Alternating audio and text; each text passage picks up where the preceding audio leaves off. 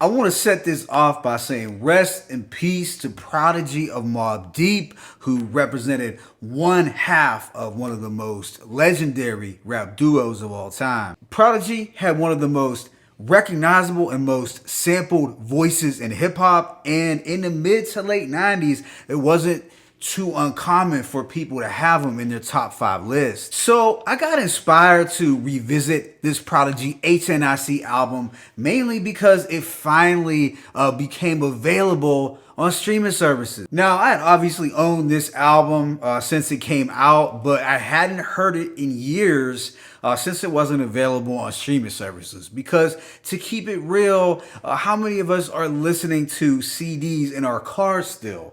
If it's not on streaming, then it becomes too complicated or impractical for me to listen to. It's just a sad reality. But getting right into this H.N.I.C album, I think most hip hop heads would agree that this is Prodigy's best album. So I wanted to review it years later to determine if it was a classic or not. This project, released November 24th in 2000, was Prodigy's first solo album, and it was recorded between the years 1998 and 2000. And it was the subsequent Mobb Deep project after Murder Music, which I have viewed as a 4.5 mic album.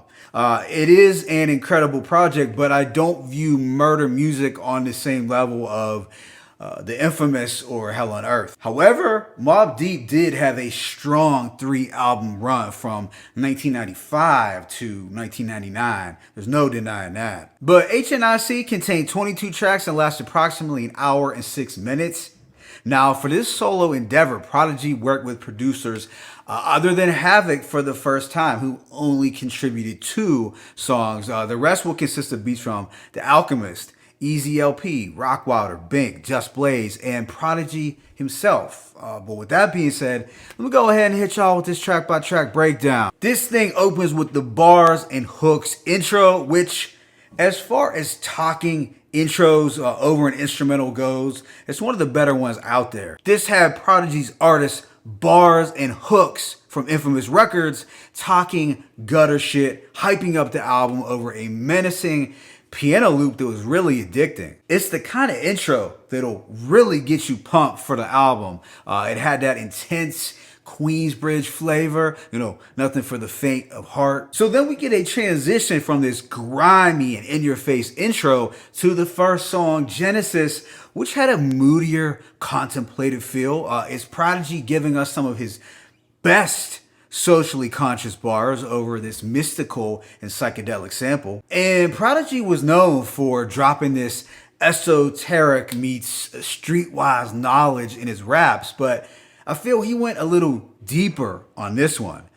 Some really standout bars include, I'm being watched by snake eyes, peep them shed skin plenty times, surrounded by crash dummies and empty minds. Get your shit together, done, see between the lines, stay awoke to the ways of the wickedest kind. So he's urging his people to stay awake, to stay focused, and to not fall victim to the evils. He really dropped some thoughtful and uplifting OG talk on this record, showing us that he was wise beyond his years. And some of these lines on this track really still resonate with me today. After the drive-thru skit, we get Rock That Shit, which is a high-energy banger produced by Bink. It's guaranteed to boost your adrenaline or make you want to thug it. Prodigy sets it off with the ill opening lines. Who be the source of this? Rap shit, us the bosses. Puerto Rock style 20 Shanks talk shit. I rock bandanas like a gang member, but I'm an infamous representative, don't give it fucked up. Now, the rock bandanas like a gang member line might sound basic as hell by itself, but Prodigy's voice somehow made it sound great. I also liked spaghetti headed mob dudes rhyme deadly, rock infamous sweatsuits, and like our guns heavy. Which made me wonder, does anyone out there ever own an infamous sweatsuit? Did they actually make those? It's been so long I can't even remember, but if they did, I missed out and I'm kind of sick about it. Track 5, What You Rep, is a hard-hitting Queensbridge to Left Rack collabo. Prodigy and Nori trade bars over this spooky and gritty piano loop. The instrumental, I feel, could have easily fit on the War Report. And Nori came through with that Jose Luis flow from the War Report. Yo, what the dilly P? I rap combined QB. And you know we smashed the industry negatively. So fuck a good boy. I always been a foul hood boy. Yo, as a youth I had ringworms and all that shit. I always really dug this track as I feel it had a distinct Queens feel, you know, something for the trenches of QBC. Right after is Keep It Thorough, Prodigy's most popular single as a solo artist, set to this iconic Alchemist instrumental that's easily a top 3 Alchemist beat of all time. And I feel this was around the time when people started to take notice of Uncle Al's production skills. Keep It Thorough contains some of Prodigy's most legendary and most sampled lines. It's a Smithsonian 5-mic song, a pure New York street anthem. Things do unwind a bit for the next track, Can't Complain, with Big Twins and Chinky. Now, Chinky killed this hook, and I always kind of looked at Chinky as Mobb Deep's equivalent to Wu-Tang's Blue Raspberry or Takeitha. This had a warm, soulful, yet slightly somber beat where P and Big Twins paint a picture of surviving a regular summer in New York, getting harassed by the NYPD, you know, the New York pricks and dicks. Track 8, Infamous Minded, is a dark and aggressive banger that samples a mixture of MC Shan's The Bridge and KRS-One's Criminal Minded. The drums certainly go hard on this street banger. Prodigy's flow was very crisp and cold-blooded. He came across as a decorated street general, you know, speaking on what it took to survive in QB for the new millennium. You know, you had to be infamous minded. This features Big Noy talking at the end. I always wish that he had a verse, but this is another track that had this signature Queensbridge feel. You could just feel the whole energy of the projects. Then there is y.b.e Thugs, which had the first Havoc beat on the album. It was a chilling string loop that felt like an extension of his Hell on Earth production. You know, very dark and ominous. But this was a dope Mobb Deep record, all about being authentic, exposing y.b.e Thugs who up north got raped, and y.b.e Thugs who flashed their jewelry and got ganked. Now, track 10, 3, produced by The Alchemist, was a top 5 song on this album for me. Cormega gave us a 5-mic feature, and The Alchemist body bagged this instrumental. It's one of the more underrated Alchemist instrumentals out there for sure. Prodigy and Cormega do paint a vivid portrait of project living straight off the park benches.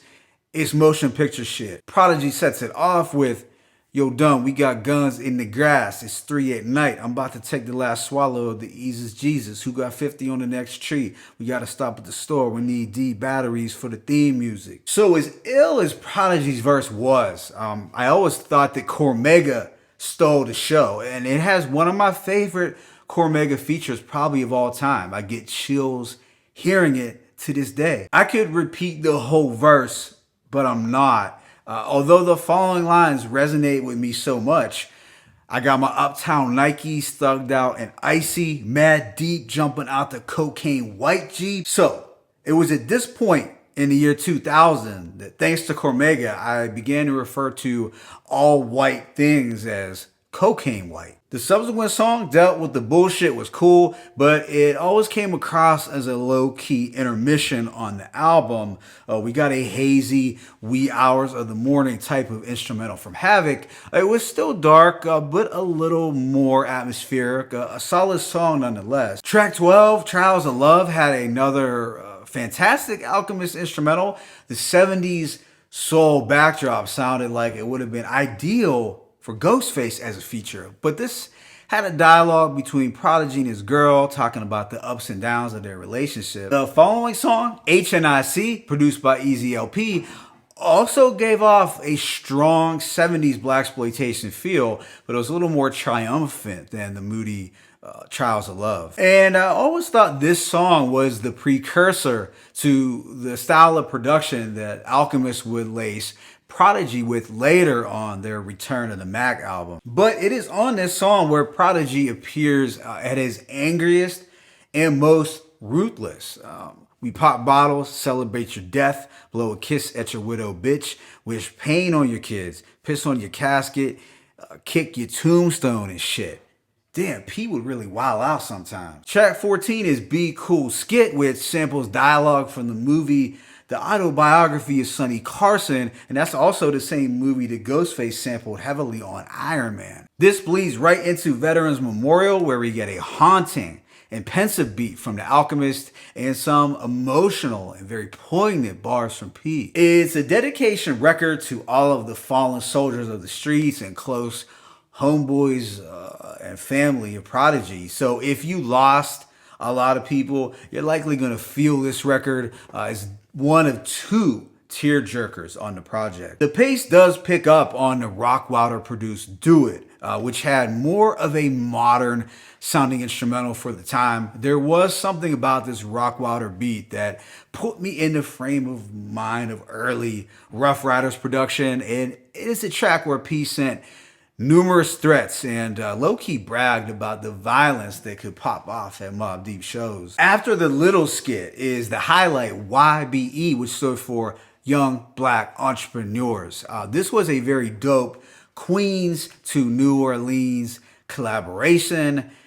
The Mob meets Cash Money. It was a motivational anthem built around this luxurious Houdini sample. Now, I have heard people say that Prodigy is to New York what BG is to the South, and I found that to be interesting. But either way, it's a dope New York to down south collaboration. Track 19 is Diamond, featuring bars and hooks produced by Just Blaze. So this was Just Blaze right before the Rockefeller fame, providing Prodigy with a sparkling, lavish, and cinematic beat. While I found the production to be very polished and enjoyable, I did view this as one of my least favorite songs. Bars and hooks, respectfully, didn't sound too amazing here, but they were authentic. I'll give them that. Track 20, Gunplay, produced by Rockwilder, had a grim instrumental that could have been mistaken for The Alchemist. This features a verse from Big Noyd that was dope, but I thought Prodigy's performance was just so-so if you compared it to all of the other songs on the album. His verse did give us a glimpse of the kind of writing we would see on Mobb Deep's Infamy, which wasn't some of Prodigy's best pen work. Then the last actual song is You Can Never Feel My Pain, which is easily the most introspective and personal Prodigy record out there. He's bearing his soul, speaking on battling sickle cell since a child, and to me, this shed light on why he might have sounded extra angry at times. I can't imagine dealing with the physical pain that he was going through. Prodigy was a real fighter. I'll say this about the track though. I found this to be a very important Prodigy song that I rarely revisit. Don't get me wrong, it's great. I just found it a little too depressing to want to hear frequently. It's kind of like a really good war movie that you could tell was made really well, but I wouldn't care to watch it again. The album officially wraps up with the H.N.I.C outro that has a dialogue from the movie Lean On Me. All right, here we go. So overall, I give this project a rating of 4.5 mics. Do I consider it a classic? Not necessarily, but I could understand why some Mobb Deep fans would view it as such. To me, H.N.I.C is without a doubt Prodigy's finest solo effort and a stellar album altogether. But I would say I viewed it as on par with Mobb Deep's Murder Music, that I also rated a 4.5. In my opinion, had he trimmed down the track list just slightly towards the end, it would have been 5 mic worthy. For me, I typically play this album the whole way through and stop after the track y.b.e. It's not that the album suffers after y.b.e. I just always found myself checking out at that point or wanting to return to some of the earlier songs and just finding the remaining tracks to be not quite as appealing. They're still good though. But these are just my views. It's an important album for Prodigy and for Mobb Deep's discography overall. So let me know in the comment section, do you have this as a classic? I say maybe it's a personal classic. I don't want to get caught up in the nostalgia, but I'm going to go with 4.5 mics. But it's your boy Mixtape Moth. I'm signing out, but be sure to hit that like button and please subscribe. As always, it's peace and blessings. Prodigy H.N.I.C. 1.